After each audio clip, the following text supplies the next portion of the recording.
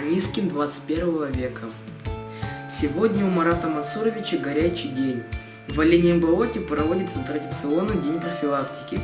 А это значит, что до вечера вместе с рабочей группой УВД он будет отрабатывать веренную ему территорию, общаться с жителями, проверять, как ведут себя семейные дебоширы, уличные хулиганы и другие нарушители общественного спокойствия и порядка. Кстати, большинство жителей называют своего участкового просто и уважительно – Марат. Наверное, потому что многие знают его и давно помнят, когда он еще работал главным зоотехником на местном сельхозпредприятии. В корне поменять род занятий его подвигла давняя мечта об учебе в военном училище и службе.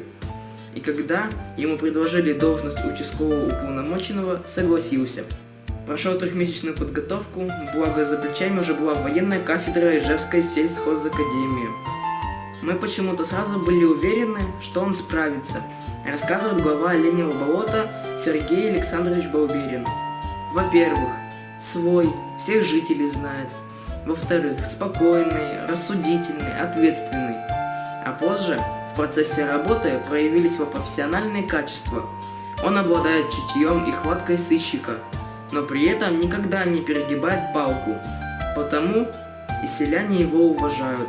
А еще он психолог по натуре, чувствует людей, что помогает ему предотвратить преступление до того, как оно совершилось. Сам Марат Мансурович свою работу называет творческой, не в том смысле, чтобы творить, что хочешь, а чтобы каждому правонарушителю найти свой человеческий подход. Тогда и преступники, шутит участковый, будут дисциплинированными и скорее встанут на путь исправления. Оленеболотинцы знают, что Марат Мансурович придет, разберется, все проблемы решит.